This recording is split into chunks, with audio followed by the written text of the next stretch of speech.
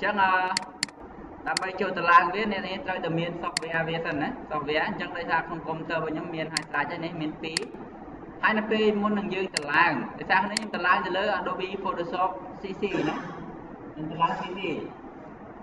អញ្ចឹងមុននឹងយើងតឡើងយើងត្រូវតែចូលមកមើលនៅក្នុង computer របស់យើងសិនតា computer របស់យើងប្រហែលនេះ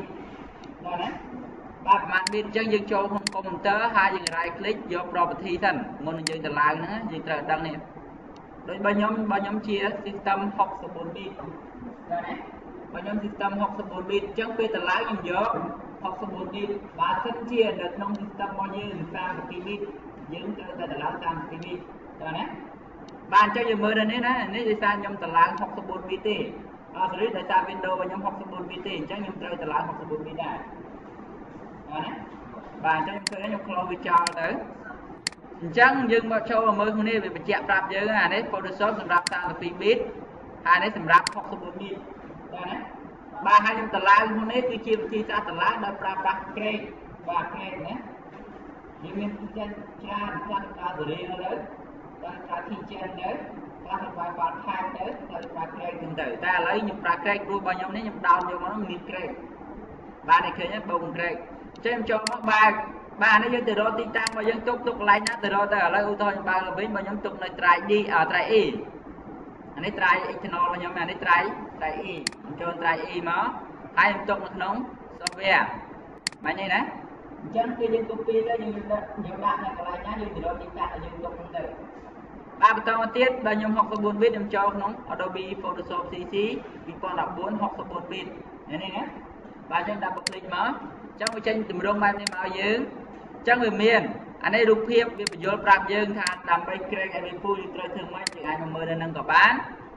ហើយកន្លែងនេះគឺជា file Craig របស់វានេះណា file Craig នេះរូបយ៉ាងណាបាទ file Craig របស់វាអញ្ចឹងពេលយើងទៅឡើងហើយត្រូវ Craig វាតែនឹងចាំបង្ហាញទៀតអញ្ចឹងនៅក្នុងនេះមានដាក់ Adobe CC 2014ដែលចូល folder ហ្នឹងមកបាទដាក់មក click មកឃើញមាននៅក្នុងនេះមាន file ប៉ុណ្ណេះឲ្យយើងឃើញបាទមានកន្លែងពាក្យថា set up តើណាបាទអញ្ចឹងអ្នកទាំងនេះត្រូវចូលមកដល់ click លើ set up ហ្នឹងទៅ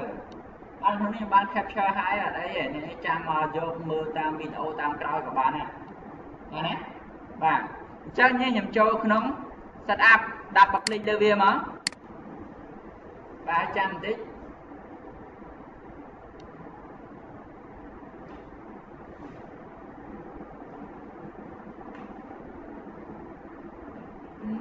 ពេលទៀតទេ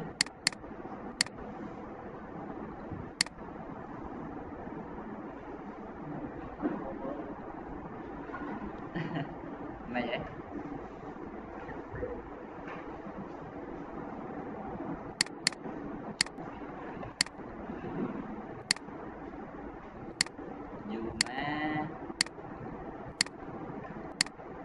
បាទឥឡូវខ្ញុំ right click មកទៀតមកនេះអាច right click run administrator បាទឥឡូវចាញ់នេះតាមពិតមិញវានៅនេះយូរបាទអញ្ចឹងណាវាលោតទាំងបែបនេះមកអញ្ចឹងវាសួរយើងវាមានបញ្ហាមួយចំនួនក៏ប៉ុន្តែនៅនេះអត់អីទេវាក៏សួរយើងជាការចាក់ចេញបើយើងចុចពេកនេះមិនថាយើងបញ្ចប់ការតឡើងអញ្ចឹងយើងអត់បានតឡើងអញ្ចឹងខ្ញុំចូលកន្លែងនេះ ignore ណាជាទៅពេលយើងតឡើងតែលោតអញ្ចឹងហើយអញ្ចឹងខ្ញុំចុច ignore ទៅនេះបាទចុច ignore មកអញ្ចឹងវាចាប់ដើមដំណើរការទៅហើយនេះinitialize installer វាចាប់ដើមដំណើរការទៅហើយបាទគ្រប់កម្មវិធីរបស់ Adobe ទាំងតែទាំងអស់ហ្នឹងតឡើងអញ្ចឹងណា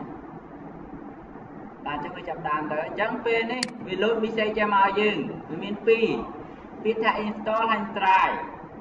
នៅក្នុងនេះខុសគ្នាណាបើតែយើងជ្រើសរើសយក install នេះលុះត្រាតែយើងមានសេរីបាទមានសេរីពីបានគេ install តាមហ្នឹងខ្លាចគេ install ខាងលើនេះ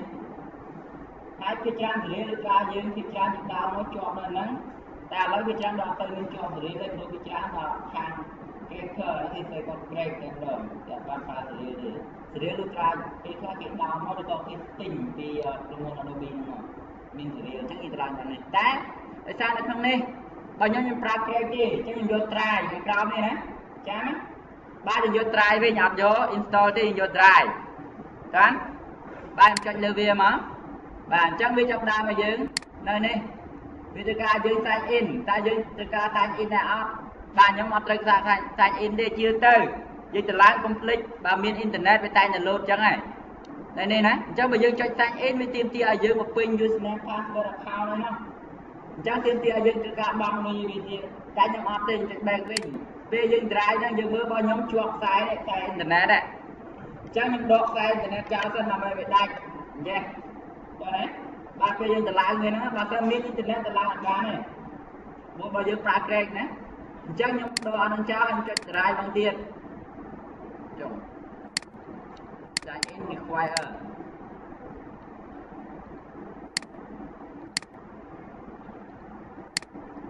ឡើងនឹងទៀតទៅវាជាប់មកខ្ញុំ set up ជាប់ទាំងនេះហ្នឹងទៅម្ដងទៀត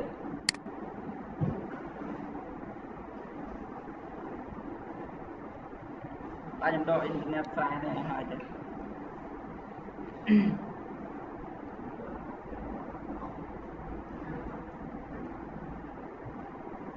បាទអញ្ចឹងយក drive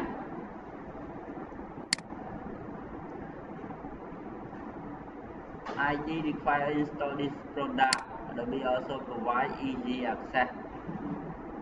service on បាទឥឡូវយើងចុចហ្នឹងក៏បានដែរយើងចុចមកដោយសារវាទាមទារអញ្ចឹងយើងចុចថាយើងចុចពាក្យថា sign in later នេះណាបើវាជាប់ករណីហ្នឹងឥឡូវចុច sign in ទៅយើងកុំយក drive នេះបើសិនមានអ៊ីនធឺណិតវាជាប់ទៅអ៊ីនធឺណិតបើ website របស់ Adobe អញ្ចឹងយក sign in later មកចុចចេះណាអញ្ចឹងវានឹង close ទាំងនឹងចោលចេញរឿងបែបនេះមកវិញកន្លែងនេះឲ្យយើងធ្វើការជ្រើសរើសភាសាតែនេះភាសាដែលយើងត្រូវប្រើហ្នឹងតើយើងចង់ប្រើភាសាអីតែខ្ញុំយកជាភាសាអង់គ្លេសទេខ្ញុំអត់យកភាសាចិនកូរ៉េជប៉ុនអីហ្នឹងទេតែយើងគណៈយកភាសាទាំងអស់ហ្នឹងតើយើងចេះភាសានោះព្រោះគ្រប់កម្មវិធីដែលប្រើលើនឹងទាំងអស់វាលើភាសាទាំងអស់អញ្ចឹងខ្ញុំយកភាសាអង់គ្លេសនេះណា English បាទ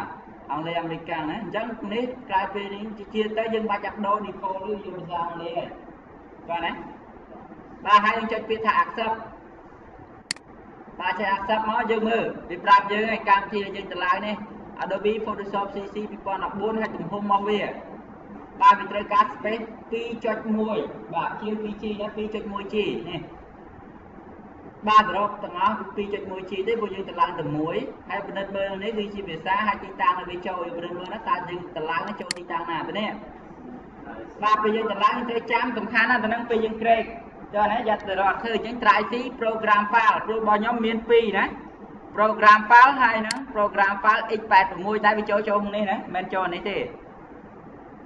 បាទអញ្ចឹងខ្ញុំមើលឃើញហើយនេះទីតាំងរបស់វានៅហ្នឹង try C program file ហើយ Adobe នេះហើយនេះ space ដែល computer ដែលយើងនៅសល់ឬប៉ុណ្ណឹងបាទអញ្ចឹងទៅនេះយើងចុច install ទៅបាទហើយចុច yes វា alert message នេះចុច yes ណាតែនេះវាសួរយើងអញ្ចឹងចុច yes មកអញ្ចឹងវាចាប់ដើមដំណើរការ install ហើយអញ្ចឹងក្នុងនេះ install លឿនឬក៏យឺតអាស្រ័យលើទំហំ computer របស់យើងណាបើសិនជា RAM ឬក៏ CPU យើងខ្ពស់វាដើរលឿនណាស់តែនេះបើសិន computer យើង RAM ឬក៏ CPU ទាបដើររឿងយូរបន្តិចទៅឡើងហ្នឹងតែបើយើងលឿនចំណាយពេលប្រហែលជាប្រហែលនាទីនេះពី3នាទីទេដល់ណាបាទអញ្ចឹងចាំវាមកផ្លែទៅវាទៅឡើងហើយលើតែពេលយើងទៅឡើងមកអត់ត full ទេទៅការយើងក្រែកណាចាំប្រហែលរបៀបក្រែកអត់ទេយើងទៅឡើងចូល try C ទៅការ try D ក៏បានតែយើងទៅឡើងចូល try C ទៅឬការ program យើងត្រូវការចាំបាច់ត្រូវការទិន្នន័យដើម្បី backup ឬក៏អីហ្នឹងអានោះយើងអាចដាក់ try D បានបាទជឿទៅពេលយើងទៅឡើងចូលក្នុង program file ច្រើនណាបាទខ្ញុំបញ្ជាក់មកអញ្ចឹងពេលយើងទៅឡើងកុំភ្ជាប់អ៊ីនធឺណិតណាបាទកុំភ្ជាប់អ៊ីនធឺណិតទៅឡើងដល់ Adobe នឹងស្ដាប់អ៊ីនធឺណិតចេញទៅបាទផ្ដាច់យើងមិនបាច់ចាំតែដកក៏បានយើងអាចធ្វើមួយយ៉ាងទៀតកុំឲ្យយើងពិបាកដកខ្សែក៏បានដែរតែដល់ពេលយើងទៅឡើងមកចុចផុត sign in មិនហើយណាយើងអាចភ្ជាប់វិញបានតែនេះយើងអាចធ្វើវិធីតាមមួយយ៉ាងទៀតយើងអាចចូលទៅវា right click បាទ open network sharing center ហ្នឹងហើយយើងចូលមកក្នុងនេះ change adapter setting នេះណាបាទចូលនៅហ្នឹងហើយយើងចូលមកកន្លែងនេះ Ethernet របស់វា disable វាមកបន្តិចទៅមក click ទៅវាហើយ disable ចោលសិនទៅហើយទៅភ្ជាប់វិញតែណាបើយើង disable ទៅនេះវាលែងដើរជាមួយខ្ញុំចុច disable ទៅចាំតិចអញ្ចឹងនេះឃើញវាដាច់ហើយវាលែងជាប់ហើយទៅហ្នឹងណាអញ្ចឹងទៅនេះដល់ពេលយើងទៅឡើងហើយយើងចង់ឲ្យវាដំណើរការវិញយើងត្រូវនេះយើងឃើញពណ៌វា load ពណ៌រឿងស bạn ấy kêu mình đi đầm na ca là phải anh ấy bỏ xóa ở đầm na ca đi anh ấy bây giờ pra xe đó bây giờ pra xe giờ đi số bọc lại internet đang chào tại bây giờ pra từ lơ wifi giờ đi số bọc wifi rồi bây giờ chơi đá chứ tại wifi giờ xuống cho cho nên đại bị chào rồi ba miền đi cái này nhé hai là bên này bà sẽ giúp ra xa dân cho lại cho internet hay đi số bọc chào cho mà tiết dân chắc ba người với tâm chắc những bạn bán là right click để viết hai dấu enable và enable để viết đầm na ca với những tôi biết lưu đặt lại này màu giờ này ba này là file ghi lại file đi coi những ai chắc đặt nhanh đi tên đó ba nó phục lại file vì mình ai dân connect ai mình ai disconnect với ba nữa nè ba Windows 7 vì áp tranh riêng chắc tại đôi khi thì mình lại connect disconnect còn anh style ấy thì luôn vậy tại vì vẫn cho cái load background thì lơ này và không đi phần năng này bạn chẳng chết chọc ấy ô ra bao nhiêu buôn chi cho người ta lừa này ra buôn chi hãy kho ai bài đi chắc về ta lừa về dù mà này đây là những nó họ cái trang computer như nó tầm ăn thật là đấy bị chi chân ta lang ai dương dùng như nâng tích đây này bài đường dùng như nâng tích rồi ra em về tôi đó nó space về và chọn đấy đấy và nó một tệ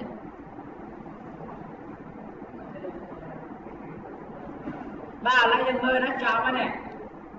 từ láng chọn hai vì đã thay installation complete từ láng man chọn hai để làm dưới này Adobe Photoshop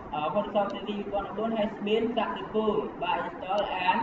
ready to use và hai ấy trong tôi tiết cho đó là cái này dịch close chào đây check close này các bạn ở đây đấy bà mà dương cho lại nha ai biết đầm na ca ta nhưng mà toàn đầm na cá bây giờ toàn kê cái dùng chiếu như cái close đầm na cá này nè bà lấy close được chưa tôi mà tiết cái chi này dương đầm na là toàn full rồi lấy cái đang kê đi mình đâu ba đầm bay kê dương thôi mà kê mới nói gì đó folder kê nè thế ba dương chán nó bây giờ sang phim viết thì mình kê dương sang một phim viết học công bố thì mình kê dương học công bố này ra chứ cho em cho folder kê ba yang copy lên đây này phải lại viết rồi này đó mà tên mà right click viết hai yang vô viết ra copy rồi check xong cắt khi bán một cái các bạn này đấy yang copy cho mà tiếtยังchơi cho một trong try khi mình cho tí ta này mình ba program ba cho tí ta này nè ba hai mình folder nào biết mình ba này Adobe này folder Adobe chẳng cho nó Adobe đang mới này miền folder Adobe Photoshop CC before upload đây này ba chúng ta mới lên năng tiền mới chẳng làm đi mọi giờ trả này chẳng từ đây giờ mình thử ấy chứ nhưng nó right click đây này paste này nhé ba paste sau mỗi về lên mình xây cho mọi giờ này mình xây vậy ba nàyសម្រាប់ Windows 8mìnhចេញមកអញ្ចឹងសម្រាប់ Windows 7មានលោក3 option បាទ copy and replace មួយទៀតdon't copy hay một chiếc copy bắt keep more file tại vì vôត្រូវយកទីតាំងខាងលើគេប្រអប់គឺ copy and replace ហ្នឹងបានក្រេកដាច់ចា៎អត់យក option 3ខាងពីខាងក្រោមនេះយកឲ្យលើគេប្រអប់គឺ copy and replace ចា៎បាទសម្រាប់ Windows 8យើងយកទៅនេះណា replace the file in the directory or destination ចា៎បាទយើងហ្នឹងចុចលើវាមកវាសួរមីសេចសួរយើងបន្តទៀតតើយើងត្រូវការបន្តនេះដល់បើយើងត្រូវការទៅចុច continue អញ្ចឹងនេះខ្ញុំយក continue បាទអញ្ចឹងវា copy ចូលមកហើយនេះអញ្ចឹង file ហ្នឹងយើង copy ហើយវា replace ជាទៅវាមាន file នេះអញ្ចឹងបើសិនជាអា file ដើមមកវានឹងអត់ទូទេយើងទៅ replace ចោលមានន័យយកនេះមក create ដាច់អា file ទៅចោលហើយដើម្បីដាក់ឲ្យនេះវាធ្វើចា៎ណាបាទអញ្ចឹងខ្ញុំតាមតម្លៃហើយអញ្ចឹងខ្ញុំ close វាចោលមកអញ្ចឹងចូលក្នុងនេះខ្ញុំចូល start បាទ all program មកដើម្បីមើលកម្មវិធីហ្នឹងនេះកម្មវិធី Adobe Photoshop CC ដែលខ្ញុំបានតម្លើងមាននៅហ្នឹងបាទខ្ញុំចាំបង្កើត icon នៅ desktop នៅនេះណាបាទឥឡូវខ្ញុំដាក់អានេះឲ្យច្បាស់បន្តិចព្រោះវាខ្ញុំដាក់ transparency